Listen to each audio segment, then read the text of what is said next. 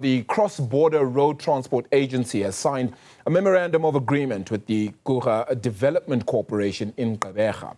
Now, the public-to-public or P2P agreement is designed then to try and enhance road safety, improve trade facilitation, as well as build the skills of the local workforce through training programs. Lwazi Mboyi is the CEO of the Cross-Border Road Transport and joins us in studio. Baba, thank you so much for the time. Really appreciate it. Thanks, Arabila. Let's just talk just about this deal as well then that you've now signed as well, this MOA as it were. How does it exactly do things like, as I've said there, improve road safety, enhance trade facilitation, enhance local workforce and skill development and programs, etc.? How exactly does it aim to do that? Okay. No, thank you very much, and thanks for having us again. It's really a great pleasure to be here again.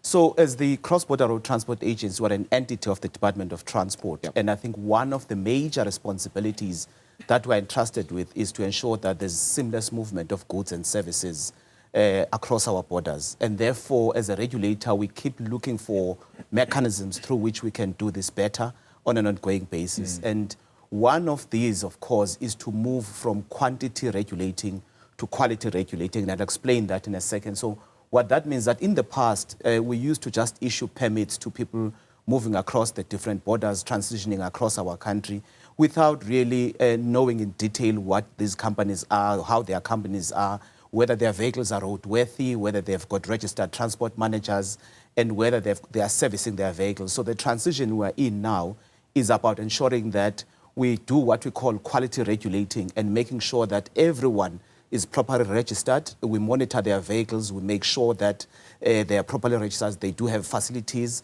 We can vouch for their credibility on the road, and their vehicles are safe. And therefore, that is the process that we are in now. We actually ran a pilot, 2 pilots already with SARS. They've got what they call an AEO program. Ours is what we call an OCAS program. So we've run 2 pilots in 2 different borders already. And that's one of the fundamentals that we're looking at, how it links to road safety.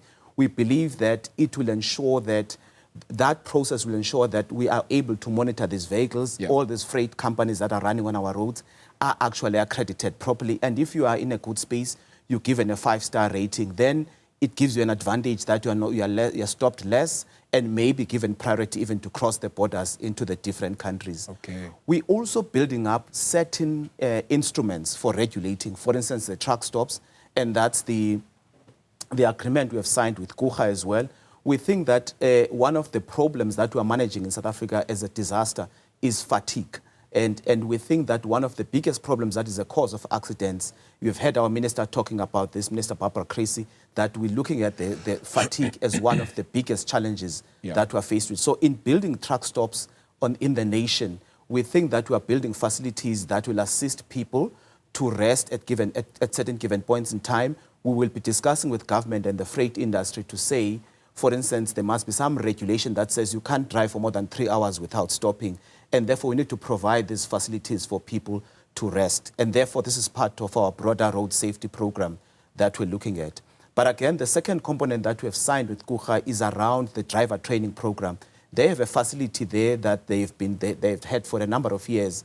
For instance, your simulators for training drivers, and they even have physical vehicles for training drivers. So we think that as part of building the skill in the country for safer roads, we must also build the skill for driving. And therefore, we must work with private companies. So our deal with Gqeberha says that we will work with them to ensure that we bring the people that need to be trained into that space, and they do have these facilities for training drivers in the future and improving skills. Some of our drivers come from outside South Africa and therefore need to be familiarized with some of the services that we're working with. So Gqeberha has been in the space of building infrastructure as a project manager for different entities of government for a while, and we think that this is one of the best partners we can have. Mr. Mboyi, you made note of, I think, 4 things that I'd like to make note of here and perhaps unpack. The first one being you've moved a little bit from quantity to quality. It's perhaps not necessarily moved away, but you've added quality necessarily to this. That becomes a little bit more time consuming, does it not? Which means that you need to train staff a whole lot more, which means that there needs to be greater facilities, which may cost you a little bit more money. Is that the case, or is that something you think of or look at? No, we're looking at, so you're right. internally we would have to train our staff to manage this better. But we are developing about 2 years ago, we launched what we called Cross Easy, where you apply for permits online. In the past, you would go to our offices and apply manually. So as part of developing the second phase of our systems, for companies to apply for permits, they now do this online. So what that means is that as an addition to the normal application, you will also, it's advantageous to you as a business. You will also load the extra information that is required, that yes, I do have vehicles, I do have this, I do have a transport manager.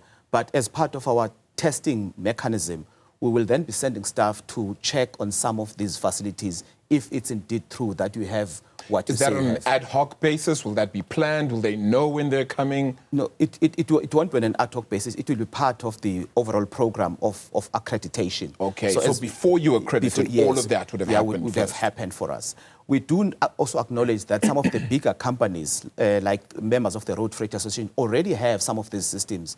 So it's about building some element of interoperability between ourselves and them to make sure that the systems that they carry are systems that we can rely on as government. So that's what we're doing. Fatigue, you talk about truck stops as well, perhaps 3 hours in terms of you can't drive longer than that, providing those facilities. That's a lot of conversations then with, yes, Minister Barbara Creecy, but roads and safety overall then. Then you need to talk to infrastructure development across the country. And that's budgetary concerns, which obviously goes all the way back to the finance minister. That's going to be a hard sell, isn't it? Yeah. So we have, looked at the question of some of these budgetary facilities, especially from our side, and some of the entities like Sandral that we are working with on this. So we are clear about what you're saying, that it will cost a bit of extra money. But I think we are, for instance, as C-BRTA, we're a self-funding entity. We're not funded by government. We raise our own funds. So as part of our budgets, we are putting aside some resources to contribute to this. But you're raising an important point that it can't be rolled out full scale at once. So we've got to gradually build on these truck stops and invite, of course, the private sector to work with us on this. But maybe as a demonstration between ourselves and Sandral and other entities, that's why we're bringing Gqeberha to assist us in terms of the development, then we can look at some of these facilities. I wanted to talk about driver training, but I've run out of time, so I'm going to go to the last point, which was a lot of drivers coming from outside as well, that you then need to speak to, train, etc.